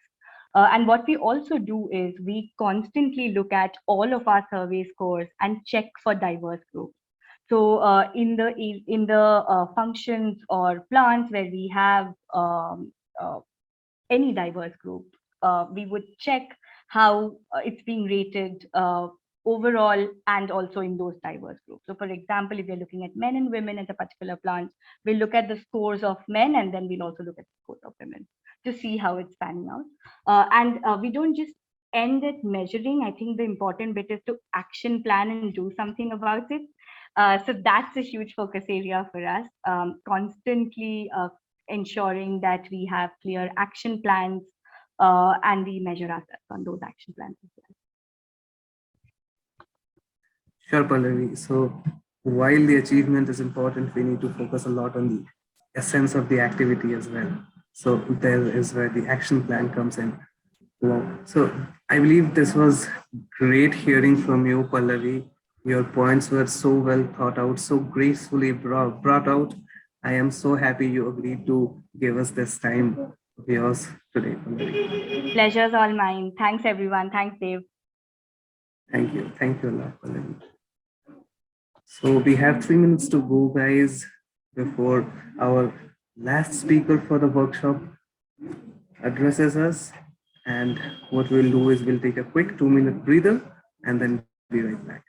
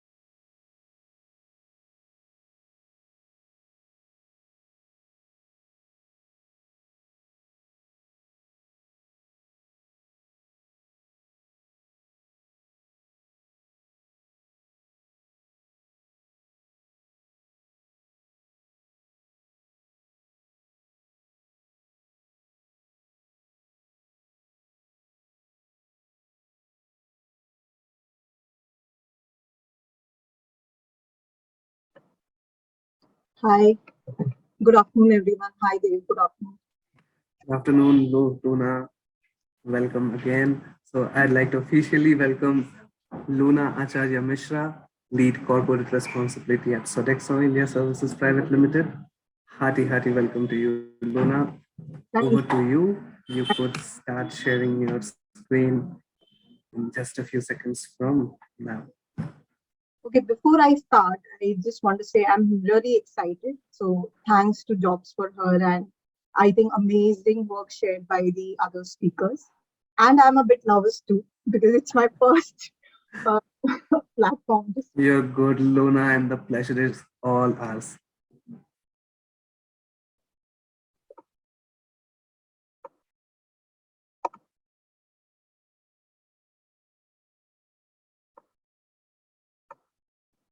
I hope my screen is visible. Not yet, Luna. Am I pronouncing your name correctly though? Sorry. Yes. You.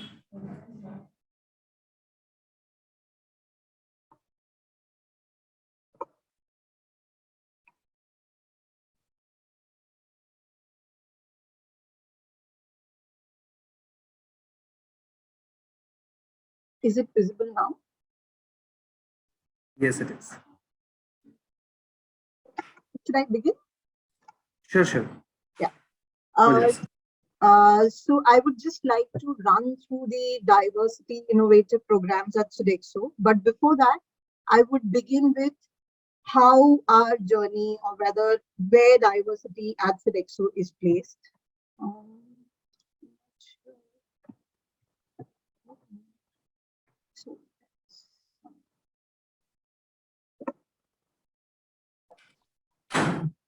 So Luna, through the next 30 or 20 minutes, I'll keep myself on mute. Whenever you're talking to me, I'll just unmute and answer if that's okay. Yeah. So I'll just begin. We have a Better Tomorrow 2025. That's our global sustainability. I'm sorry, Luna, we lost your screen actually. Oh, okay. We lost the screen share. Okay.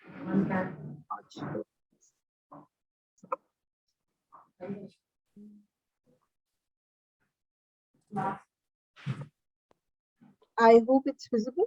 I just disconnected. Yes, it's visible. Okay.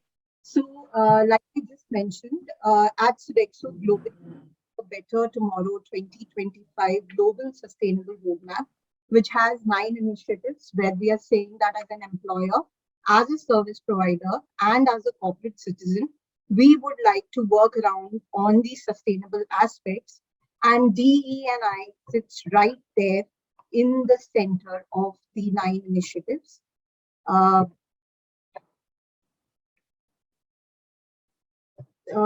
Dave, there is some challenge with the screen. I think it's just getting freezed. Right. So what we can do, Luna, is I can share this presentation for you. I already have it, right? Sure. And then as soon as you want me to move to the next slide, you can just say next and we'll go there. No problem. Yes. Sorry for this.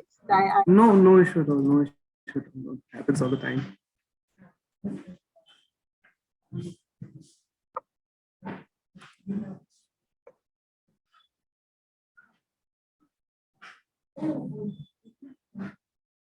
So I'll be sharing it in yet another moment. I hope, yeah, it is loaded up.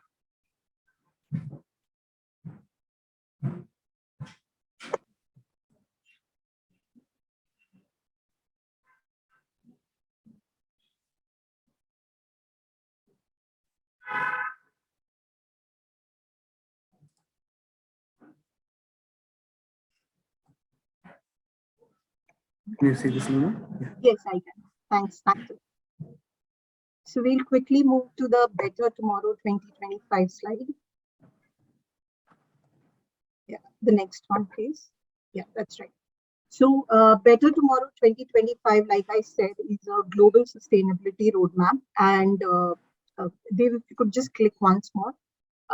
The DE&I piece sits right in the center of the 9 initiatives, where we are saying that we want to ensure that we have a diverse workforce. Also, we are saying that as service providers, we want to promote local and inclusive business practices and partners. And as a corporate citizen, we want to ensure that we are driving diversity and inclusion through our societal change. That's right. So we have targets which we need to achieve by 2025, which are agreed, spelled out globally. And at India level, we are driving it very strongly. And we have Subhashri, who is our DE&I lead for India, who is driving this. So we'll move to the next slide, please.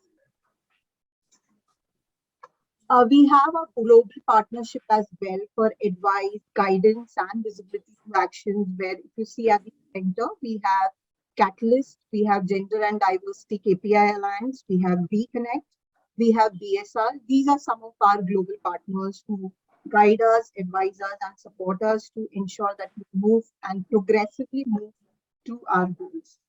Should we go to the next slide, please? Yeah. So now, since I just shared with you all the 3 pillars which are sitting right in the Better Tomorrow 2025 program of sustainability, I will run through each pillar. Like firstly, I would say as an employer, what we are doing around DE&I. So that's our first initiative which I would like to share. So women-oriented employee programs. So we have female hiring policy, we have employee referral policy, women safety policy, and SOS party. You must be wondering what all these are. So I'll just elaborate further. When we say female hiring policy, as an HR, we have a policy where we have clearly defined that a female, if she is moving out of the organization, firstly, we try to retain her. We try to understand her challenges. If there are some challenges which can be addressed by the organization, say flexi timings or part-time, all those key points are embedded in the policy, and 90% of the times we are able to retain a woman. Apart from that, but if it is just a no-go, then we have a policy which says that a female employee has to be replaced by a female candidate only. So that's what our female hiring policy speaks about. Also, when there is a hiring which happens, there is an announcement and which is circulated across the team, where there is and there is recognition given to the site employee and the manager and the operating head that thanks for hiring a woman employee. And that's how we are encouraging and we are building that mindset. I believe Pallavi just mentioned, that mindset is important. We're slowly changing that mindset. Apart from that, we also have the employee policy. Now, the awards are there when it comes to referring an candidate for a particular job. In this case, if a particular employee is referring a female candidate and he is recruited, the award is better than a normal candidate. And that's how, again, we are trying to encourage women candidates in the also site managers, where they are given targets. At the same time, these are not award-based targets, but these are D&I targets, where they have to promote a women talent if they have. There is a proper mentoring program where the site managers have to nominate this talent which they have identified. There is a 1 year long program which these women talent are, handhold, and our program is called as the Soar Together Mentoring Circle. Now, it's a journey where they are not only explained or they are not only groomed on how they have to interact, but at the same time, they are also shown the different aspects of the next level job. So that's how the progress, or that's how the journey begins for that particular talent. And it's important that it's not restricted, it should not happen that, it's only a woman focused thing. So now as Sodexo, we have extended that talent pool to even men. And I think it's working wonders. So currently, if I may say, I'm one of the live examples of that talent pool where I have recently moved this and for me in this role. So I have seen the journey go along, and believe me, it's really amazing. So it's not only numbers, but I think it's also the way the company follows what it speaks. So that's important. Apart from that, we also have women's where generally we do cater to some manufacturing unit, and we do not have any female employee working beyond 6 people. There be certain places women based, and in that case, we either accommodation or they are provided with the transport. So utmost safety is taken care of, because when we say that we want to promote every gender equally, at the same time safety plays a very, very important role. That's how women's safety policy plays a very important role. We have an HR access tool for all the employees, and the SOS button which you see here on the screen, this is basically irrespective whether you are at work or you are away from work. As a woman, if you need any support, you just have to go and press this button, and there is an alert which goes to the HR department with the location, which helps out to identify where you are and would immediately try and provide support. So like I said, safety, there is no compromise, and these are some key features or tools which as Sodexo we have embedded, and it really is amazing to follow all these up and share, of course. Dave, can you go to the next slide, please? This was about our first pillar, where we said that, as an employer, what we are doing. Now, as a service provider or as a partner, what are we doing in diversity? So this is the example where, we are promoting women suppliers, where we have a global target of 30% diverse supplier base by 2025.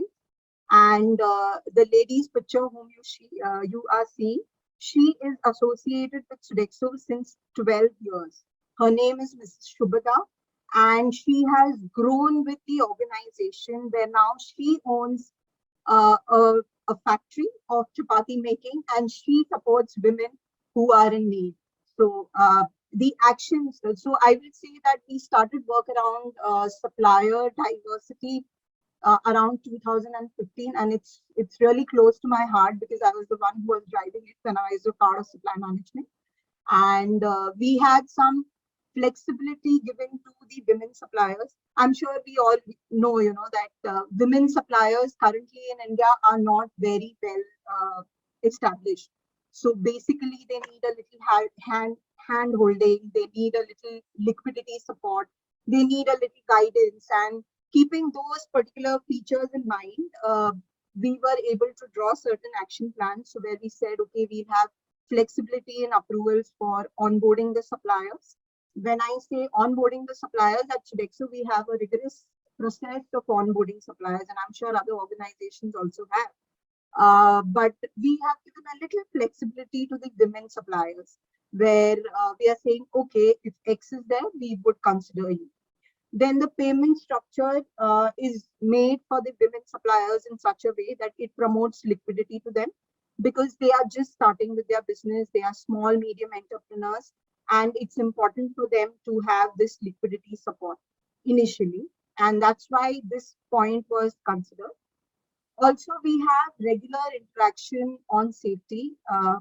I'm sure you all are aware that Sodexo, we have safety as a no-go, absolutely, and it's important that we extend this to our supplier partners, and that's how we have regular interactions with them. We visit their premises, we speak to them on a regular basis. We also have sessions with them, and the journey has been really interesting, and I'm really happy to say that we've been able to double the purchasing value in last 3 years with the women entrepreneurs. So there's a small glimpse or a small testimonial of Mrs. Shubhata sharing her story of, the 12 years journey where she had lost her job and then how she was handhold with Sodexo and how her journey has begun. So yeah, that's what I thought would be great to share in this forum. Apart from this, Dave, is it okay if we go to the next slide, please?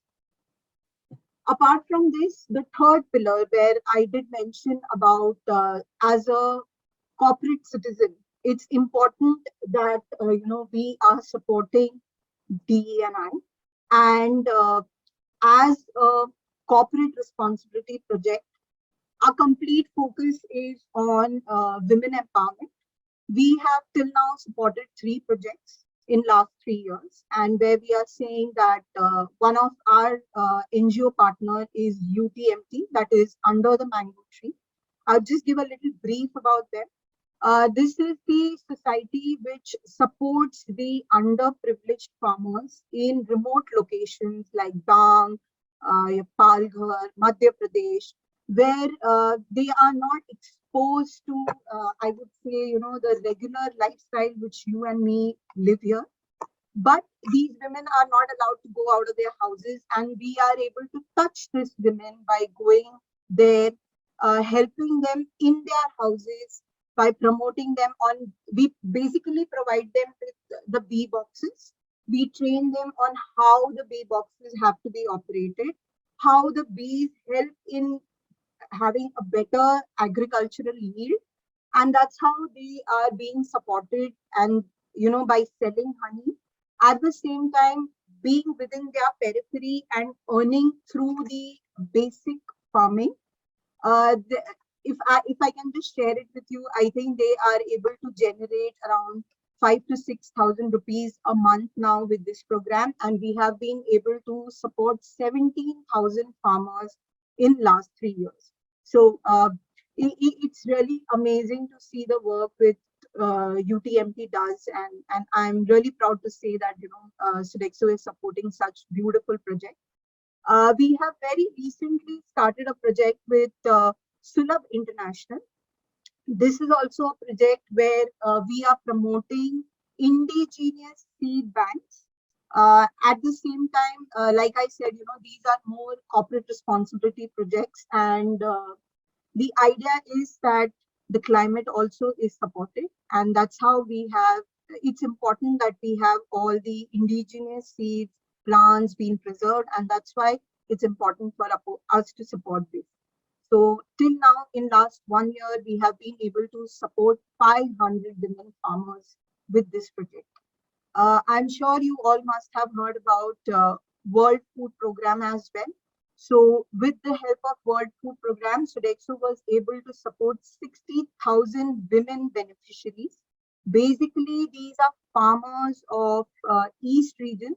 I'm sure we all know that, in East, there has been a challenge to farmers with respect to the payment and how the middlemen take up the money and the farmers are not supported.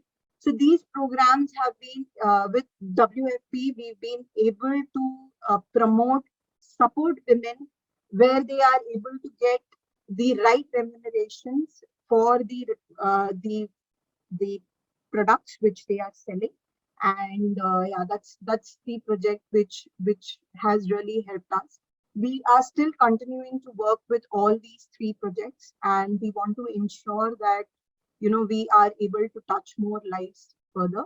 So like Pallavi did mention, and Anuradha did mention that it is a whole ecosystem, and that's what Sodexo aims to when it comes to DE&I, that it's not only focused to the employees, but it's extended to our suppliers, and we return back to this society as well.